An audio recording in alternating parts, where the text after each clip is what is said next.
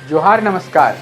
झारखंड समेत देश दुनिया की तमाम बड़ी खबरों में से कुछ प्रमुख खबरों पर आइए नजर डालते हैं। जोहार दर्शकों, स्वागत है आपका आज के ताज़ा समाचार बुलेटिन में। हम आपके लिए लेकर आए हैं झारखंड और देश दुनिया की बड़ी एवं महत्वपूर्ण खबरें। तो चलिए बिना देर किए शुरू करते हैं। सबसे पहले बात झारखंड की। दुमका के महुआ डंगाल में वन विभाग और पुलिस की संयुक्त टीम ने झामुमो संस्थापक शिबू सोरेन के पूर्व आप सचिव के भतीजे पंकज रावत के घर पर छापेमारी की। एक प्रशिक्षु IFS अधिकारी के नेतृत्व में आई 20 से 25 कर्मियों की टीम ने पूरे घर को घेर कर कई घंटों तक सघन तलाशी अभियान चलाया।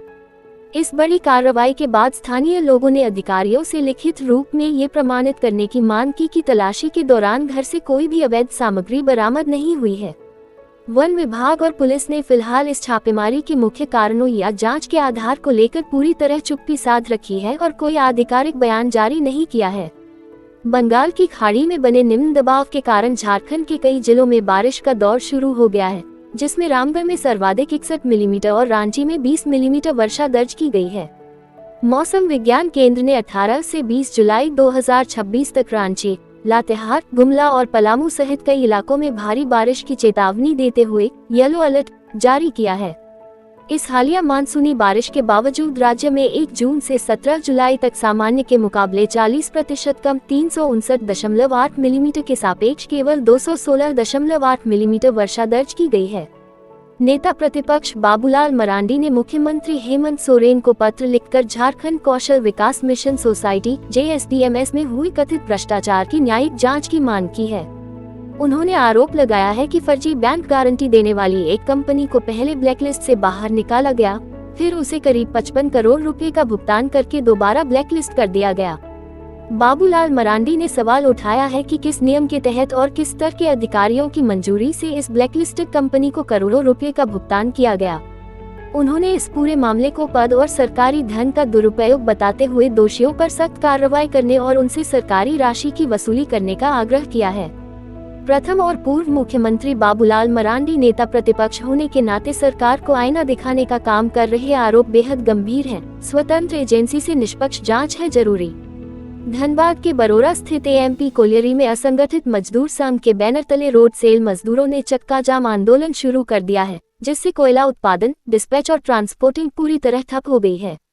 आंदोलनकारियों का कहना है कि पिछले 3 महीनों से रोड सेल बंद होने और BCCL प्रबंधन द्वारा DO ऑफर जारी न किए जाने से मजदूरों के समक्ष भूखमरी की स्थिति पैदा हो गई है। मजदूरों ने प्रबंधन से अविलंब DO ऑफर जारी करने और रोड सेल के लिए कोयला उपलब्ध कराने की मांग करते हुए मांग पूरी न होने पर आंदोलन तेज करने की चेतावनी दी है। धनबाद के निरसा स्थित जवाहर नवोदय विद्यालय में 10वीं के छात्र को रस्सी से बांधकर बैट से पीटने और रैगिंग का वीडियो बनाने की घटना के बाद आक्रोशित ग्रामीणों व झाड़ू लाठी से लैस महिलाओं ने स्कूल प्रबंधन और प्रशासनिक अधिकारियों के खिलाफ उग्र प्रदर्शन किया। सुरक्षा में चूक और केवल 2 गार्डों के भरोसे परिसर होने से नाराज 50 से अधिक अभिभावक अपने बच्चों को हॉस्टल से घर ले गए, जबकि पीड़ित छात्र का इलाज धनबाद के SNMMCH अस्पताल में चल रहा है। प्रशासन ने मामले की जांच व सुरक्षा समीक्षा के लिए तत्काल 11 सदस्यीय निगरानी समिति का गठन किया है। वहीं पुलिस ने प्राथमिकी दर्ज कर कार्रवाई शुरू कर दी है और स्कूल प्राचार्य ने भी दोषियों पर सख्त कदम उठाने का भरोसा दिया है। रिम्स रांची के लैब मेडिसिन विभाग में अत्याधुनिक RT-PCR मशीन से HLA-B27 जांच की सुविधा शुरू हुई है, जिससे अर्थराइटिस और ऑटोइम्यून बीमारियों की पहचान आसानी से हो सकेगी। बिहार और झारखंड के सरकारी मेडिकल कॉलेजों में सिर्फ रिम्स में उपलब्ध ये जांच मात्र 475 रुपये में होगी, जबकि निजी लैब में इसके लिए 4000 से 4500 रुपये तक खर्च करने पड़ते हैं। अस्पताल में ही ब्लड सैंपल से DNA अलग कर मात्र 1.5 घंटे में जांच रिपोर्ट तैयार हो जाएगी, जिससे रीढ़, जोड़ों और आंखों की सूजन से पीड़ित मरीजों का इलाज जल्द शुरू हो सकेगा। सिमडेगा के टुकुपानी पंचायत भवन में परिवहन विभाग द्वारा आयोजित लर्निंग लाइसेंस शिविर में 84 अभ्यर्थियों ने भाग लिया, जिसमें से सफल रहे 76 अभ्यर्थियों को मौके पर ही लाइसेंस जारी किया गया। इस परीक्षा में 8 अभ्यर्थी सफल नहीं हो सके, जिन्हें आगे के लिए नियमों की जानकारी दी गई। शिविर के दौरान विभाग ने सभी उपस्थित लोगों को हेलमेट, सीट बेल्ट के उपयोग और गति सीमा जैसी सड़क सुरक्षा व यातायात नियमों के प्रति जागरूक करते हुए जिम्मेदार ड्राइविंग की अपील की। नामकुम अंचल से दस्तावेज गायब होने के मामले में सरकार ने ACB जांच की दी अनुमति। नामकुम अंचल की जमीन की खरीद बिक्री और राजस्व दस्तावेजों के गायब होने के मामले में कैबिनेट सेक्रेटरी ने प्रारंभिक जांच पीट दर्ज करने की अनुमति दे दी है। इसकी जानकारी सरकार ने अदालत को दी है। मुख्यमंत्री हेमंत सोरेन के निर्देश पर रांची की यातायात व्यवस्था को सुगम बनाने के लिए 3000 करोड़ रुपए से अधिक की लागत वाले 10 नए फ्लाईओवर निर्माण की योजना तैयार की गई है। इन फ्लाईओवरों का डीपीआर तैयार हो चुका है और प्रशासनिक व तकनीकी स्वीकृति मिलने के बाद अगले 2 वर्षों में इनका निर्माण कार्य धरातल पर उतरने की उम्मीद है। नए फ्लाईओवरों के बनने से रिम्स अस्पताल, एयरपोर्ट और प्रमुख चौराहों को जोड़ने वाले मार्गों को जाम से मुक्ति मिलेगी तथा शहर में फ्लाईओवरों की कुल संख्या 17 हो जाएगी। मुख्यमंत्री हेमंत सोरेन ने झारखंड मंत्रालय में उच्च स्तरीय समीक्षा बैठक कर कृषि, पशुपालन एवं सहकारिता विभाग के कार्यों की प्रगति का जायजा लिया। बैठक के दौरान मुख्यमंत्री ने राज्य में हो रही कम बारिश की स्थिति को बेहद गंभीरता से लिया और चिंता व्यक्त की। उन्होंने अधिकारियों को निर्देश दिया कि वे कम बारिश से निपटने के लिए विभिन्न क्षेत्रों की भौगोलिक स्थिति के अनुसार तुरंत विशेष वैकल्पिक योजना तैयार करें। मुख्यमंत्री हेमंत सोरेन ने कम बारिश के संकट को देखते हुए अधिकारियों को सूखाग्रस्त क्षेत्रों में धान के बजाय दलहन, मिलेट, जैविक और व्यावसायिक खेती को बढ़ावा देने के लिए विशेष कार्य योजना बनाने का निर्देश दिया है। कृषि को उन्नत करने के लिए उन्होंने राज्य के सभी जिलों में मॉडल किसान पाठशाला स्थापित करने, किसान समृद्धि योजना के तहत सौर ऊर्जा चालित सिंचाई पंपों के वितरण में तेजी लाने और माइनिंग एरिया के लिए पशुपालन आधारित स्पेशल बिजनेस मॉडल तैयार करने को कहा। इसके साथ ही मुख्यमंत्री ने लैंप्स और पैक्स को सक्रिय करने, बंजर भूमि को चिन्हित करने, अनिवार्य मशरूम प्रशिक्षण केंद्र खोलने और हर साल कृषि व पशु मेलों के आयोजन के निर्देश भी जारी किए हैं। झारखंड के नगर विकास एवं आवास विभाग ने प्रशासनिक फेरबदल करते हुए 53 संविदा आधारित नगर प्रबंधकों सिटी मैनेजरों का बड़े पैमाने पर तबादला किया है, जिसमें श्रावणी मेला 2026 में प्रतिनियुक्त अधिकारियों को मेला समाप्ति के बाद नए पद पर योगदान देने की छूट दी गई है। इस स्थानांतरण नीति पर विवाद शुरू हो गया है, क्योंकि इनमें से कई अधिकारियों को भारत की जनगणना 2027 की जिम्मेदारी मिली हुई है, जिनके तबादले पर केंद्र सरकार ने 31 मार्च 2027 तक रोक लगा रखी है। इसके अतिरिक्त राज्य वित्त विभाग के सर्कुलर के अनुसार संविदा कर्मियों का सामान्य सरकारी सेवा की तरह नियमित तबादला नहीं किया जा सकता, जिसके कारण इस पूरी तबादला सूची को लेकर कानूनी और तकनीकी सवाल उठ रहे हैं। हाँ, जरूरी बात यह है कि निश्चित समय अंतराल पर तबादले होते रहने चाहिए, वरना एक ही जगह जमा कर काम कर रहे कर्मचारी भ्रष्टाचार में बेलगाम हो जाते हैं। प्रधानमंत्री नरेंद्र मोदी ने अमृत भारत स्टेशन योजना के तहत पुनर्विकसित किए गए देश के 75 स्टेशनों में शामिल झारखंड के मुरी और पिस्का रेलवे स्टेशनों का ऑनलाइन लोकार्पण किया। पिस्का स्टेशन पर आयोजित समारोह में राज्यपाल संतोष कुमार गंगवार ने इस योजना व पहली हाइड्रोजन ट्रेन को ऐतिहासिक पहल बताया, जबकि मंत्री दीपक बिरू ने राज्य के विकास के लिए केंद्र राज्य के मिलकर काम करने पर जोर दिया। समारोह में भाजपा नेता नवीन जायसवाल ने रांची क्षेत्र के स्टेशनों के लिए चल रही 800 करोड़ की योजनाओं की सराहना की। वहीं राज्यसभा सांसद महुआ माझी ने गरीबों की लाइफलाइन बताते हुए रेलवे के निजीकरण पर चिंता जताई। झारखंड के सरकारी विश्वविद्यालयों में असिस्टेंट प्रोफेसरों की नियुक्ति के लिए अब नेट और जेट उत्तीर्ण अभ्यर्थियों को भी अनिवार्य रूप से लिखित परीक्षा व मेडिकल जांच देनी होगी। ये नियुक्तियां अब जेपीएससी के बजाय झारखंड विश्वविद्यालय सेवा आयोग द्वारा प्रतिवर्ष जनवरी से 30 जून के बीच पूरी की जाएंगी और इसमें पीएचडी व नीट बेस्ड शिक्षकों को वेटेज मिलेगा। चयनित शिक्षकों को ग्रामीण व दूरस्थ क्षेत्रों में पहली पोस्टिंग दी जाएगी, जहां उन्हें 12 माह का अनिवार्य प्रशिक्षण पूरा करना होगा और उनके अंतर विश्वविद्यालय स्थानांतरण का अधिकार राज्य सरकार के पास होगा। देवघर में 30 जुलाई से शुरू होने वाले एक दिवसीय विश्व प्रसिद्ध राजकीय श्रावणी मेले की सुरक्षा और क्राउड मैनेजमेंट के लिए डीजीपी द्वारा 20 सूत्रीय निर्देश जारी कर अभूतपूर्व तैयारियां की जा रही हैं। मेले के इतिहास में पहली बार सुरक्षा और भीड़ नियंत्रण के लिए आर्टिफिशियल इंटेलिजेंस (AI) की मदद ली जाएगी, जिसके तहत 24 घंटे कंपोजिट कंट्रोल रूम से निगरानी होगी तथा मंदिर परिसर में रैपिड एक्शन फोर्स RAF तैनात रहेगी। डीजीपी तदाशा मिश्र ने श्रद्धालुओं की सुरक्षा को सर्वोच्च प्राथमिकता बताते हुए कहा कि पूर्व की अप्रिय घटनाओं से सीख लेते हुए इस बार प्रवेश बिंदुओं पर भीड़ रोकने, रेलवे स्टेशनों के पास ठहरने और आपात स्थिति के लिए रिजर्व वैकल्पिक मार्गों की व्यवस्था की गई है। एशिया के सबसे पुराने और प्रतिष्ठित फुटबॉल टूर्नामेंट डूरंट कप की चमचमाती ट्रॉफी शनिवार को रांची पहुंच रही है, जिसे लेकर खेल प्रेमियों और युवाओं में भारी उत्साह देखा जा रहा है।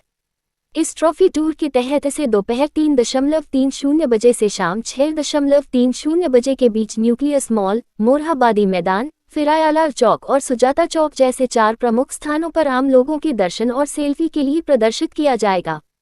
चूंकि इस वर्ष डूरंड कप के मुकाबले रांची के बिरसा मुंडा फुटबॉल स्टेडियम में खेले जाने हैं, इसलिए इस ट्रॉफी टूर का मुख्य उद्देश्य स्थानीय दर्शकों में टूर्नामेंट के प्रति उत्सुकता बढ़ाना और उन्हें स्टेडियम तक आकर्षित करना है।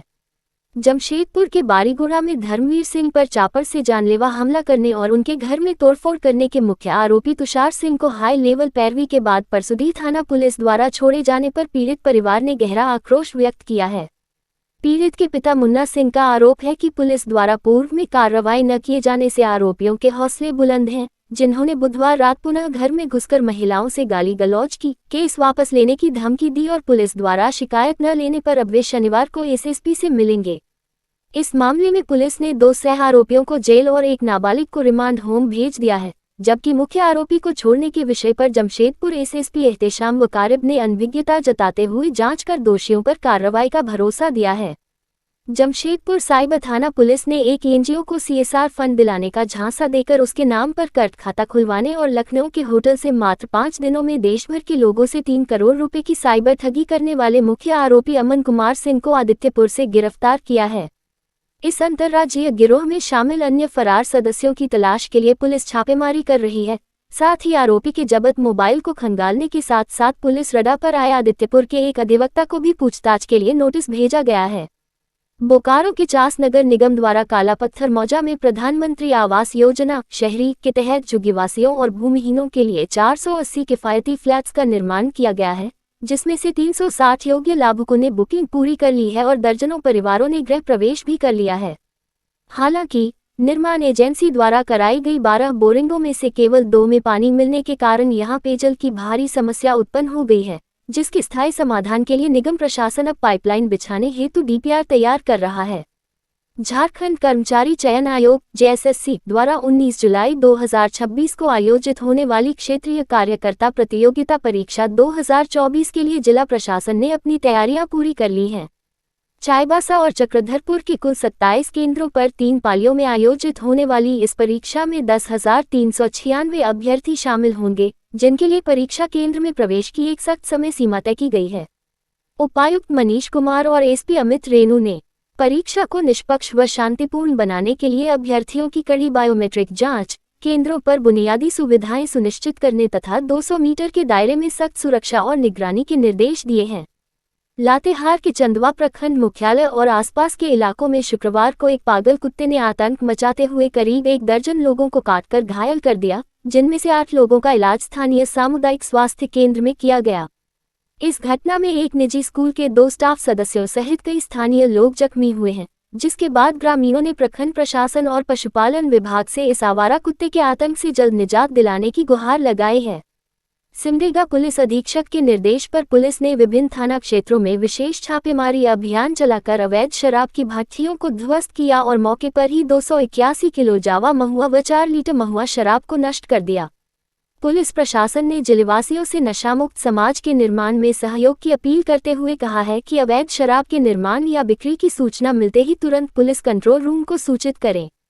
साहिबगंज के बरहेट थाना क्षेत्र अंतर्गत चुछी गांव के मांझी प्रगणक जोसफ सोरेन को सीएनटी-एसपीटी एक्ट का डर दिखाकर और फर्जी दस्तावेज बनाकर एक रैयत को उसकी पुश्तैनी जमीन से बेदखल करने के आरोप में पुलिस ने गिरफ्तार कर जेल भेज दिया है। पीड़ित भीम मुर्मू के आवेदन पर सीओ द्वारा कराई गई राजस्व जांच में अनुचित व फर्जी फैसले का खुलासा होने के बाद अंचलाधिकारी की शिकायत पर बरहेट थाना में मामला दर्ज कर यह न्यायिक कार्रवाई की गई है। साहिबगंज कॉलेज परिसर के विभिन्न भवनों और छात्रावासों के आसपास महीनों से साफ सफाई न होने और घने जंगल झाड़ उगाने से जहरीले जीवों के खतरे के बीच प्रतिदिन सैकड़ों छात्र छात्राएं आवागमन करने को मजबूर हैं। कॉलेज प्रशासन की इस उदासीनता के खिलाफ आक्रोशित छात्रों ने प्राचार्य डॉक्टर SRI रिजवी का घेराव कर परिसर की सफाई, नियमित बिजली पानी और कर्मचारियों की समय पर उपस्थिति जैसी प्रमुख मांगों का आवेदन सौंपा है, जिस पर प्राचार्य ने जल्द समाधान का भरोसा दिया है। अब देखिए राष्ट्रीय एवं अंतर्राष्ट्रीय सुर्खियां। अमेरिका ने राष्ट्रपति डोनाल्ड ट्रंप के निर्देश पर लगातार 7वीं रात भी ईरान पर हवाई हमले जारी रखे हैं, जिसका उद्देश्य ईरानी सेना की क्षमता को कमजोर करना है और राष्ट्रपति ने हमलों को और तेज करने तथा जमीनी कार्रवाई करने की चेतावनी भी दी है। इस बीच ईरान ने दावा किया है कि मौजूदा तनाव के कारण होर्मुज स्ट्रेट को पूरी तरह बंद कर दिया गया है, जहां बारूदी सुरंगों वाले इलाके से गुजर रहे 2 तेल टैंकरों में आग लग गई। ईरान के Islamic revolutionary guard corps IRGC ने अमेरिकी सुरक्षा के भरोसे बुझने का प्रयास कर रहे 4 जहाजों को ड्रोन ऑपरेशन के जरिए रोकने का दावा करते हुए जहाज मालिकों को अमेरिकी झांसे में न आने की चेतावनी दी है। ईरान के चाबहार पोर्ट में भारत के निवेश पर अमेरिका ने तीसरी बार कार्रवाई की है, जिसे विशेषज्ञ भारत की व्यापारिक और विदेश नीति से जुड़ी दूरगामी योजनाओं को धीमा करने की एक कोशिश मान रहे हैं। चाबहार बंदरगाह भारत के लिए सामरिक रूप से बेहद महत्वपूर्ण है, क्योंकि इसके माध्यम से भारत पाकिस्तान का उपयोग किए बिना सीधे अफगानिस्तान, मध्य एशिया और यूरोप तक आसान व कम समय में अपनी पहुंच बना सकता है। पूर्व राजनयिक दीपक वोहरा सहित अन्य विशेषज्ञों का मानना है कि इस अमेरिकी दबाव से परियोजना की रफ्तार कुछ समय के लिए प्रभावित हो सकती है, लेकिन संतुलित विदेश नीति और अन्य देशों के सहयोग से भारत के लिए इस पोर्ट की अहमियत बरकरार रहेगी। केंद्रीय शिक्षा मंत्री के इस्तीफे की मांग को लेकर 21 दिनों से आमरण अनशन पर बैठे सोनम वांगचुक को बिगड़ती सेहत के कारण दिल्ली हाई कोर्ट के निर्देश पर सफदरजंग अस्पताल में भर्ती कराया गया है। पुलिस द्वारा वांगचुक को अस्पताल ले जाने और जंतर मंतर खाली कराने की अपील करने पर उनके समर्थकों ने कड़ा विरोध जताया और आंदोलन दबाने व लाठीचार्ज करने का आरोप लगाया। डॉक्टरों की निगरानी में फिलहाल वांगचुक की स्थिति स्थिर बनी हुई है, जबकि प्रदर्शन स्थल पर उनकी सेहत और आंदोलन के भविष्य को लेकर चिंता व तनाव का माहौल है। वहीं सीजेपी के फाउंडर अभिजीत दीपके ने सीजेपी समर्थकों पर लाठीचार्ज करने का आरोप लगाया है। वांगचुक को हटाए जाने के विरोध में कॉकरोच जनता पार्टी के संस्थापक अभिजीत दीपके ने पुलिस पर मारपीट का आरोप लगाते हुए अनिश्चितकालीन भूख हड़ताल शुरू कर दी है, जबकि पुलिस ने बल प्रयोग के आरोपों को नकारते हुए इस कार्रवाई को विशुद्ध रूप से स्वास्थ्य कारणों से प्रेरित बताया है।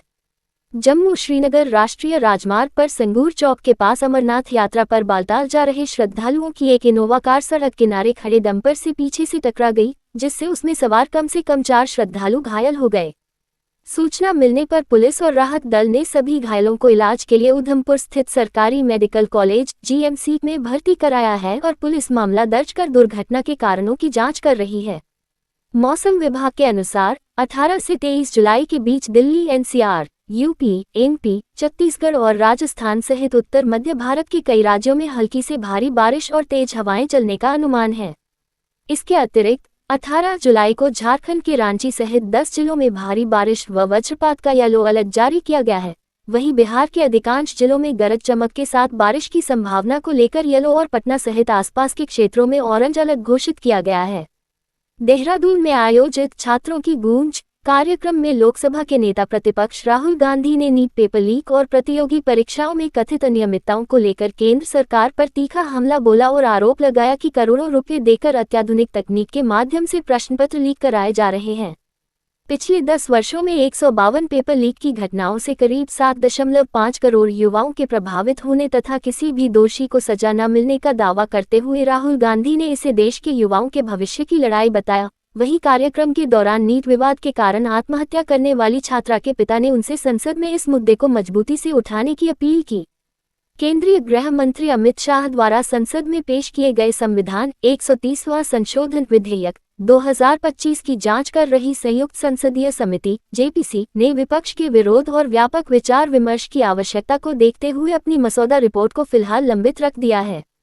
इस प्रस्तावित कानून का उद्देश्य गंभीर आपराधिक मामलों में गिरफ्तारी के बाद 30 दिनों तक जमानत न मिलने पर प्रधानमंत्री, मुख्यमंत्री या मंत्रियों को पद से निलंबित करने जैसी व्यवस्था बनाना है, जिसे विपक्षी दल लोकतांत्रिक व्यवस्था के खिलाफ बताते हुए कार्रवाई का आधार केवल कार्यपालिका के बजाय न्यायपालिका को बनाने की मांग कर रहे हैं। उत्तराखंड के प्रसिद्ध बद्रीनाथ धाम में हुए चढ़ावा चोरी मामले में कार्रवाई करते हुए विशेष जांच दल सिट ने मंदिर के पूर्व अधिकारी राजेंद्र चौहान को उनके ठिकानों पर छापेमारी के बाद गिरफ्तार कर लिया है। 4 घंटे की पूछताछ के दौरान आरोपी द्वारा वित्तीय लेन देन पर सहयोग न करने की बात सामने आई है, जबकि SIT ने उसके ठिकानों से विभिन्न देशों की विदेशी मुद्रा, महंगी केसर और कई कीमती सामान जब्त कर आगे की गहन जांच शुरू कर दी है। ये थी आज की बड़ी खबरें। अगर आप ऐसे ही अपडेट्स पाना चाहते हैं तो हमारे YouTube चैनल को सब्सक्राइब करें, Facebook पेज को लाइक करें और इस वीडियो को लाइक एवं शेयर जरूर करें। फिर मिलेंगे अगले बुलेटिन में। तब तक के लिए जोहार और नमस्ते।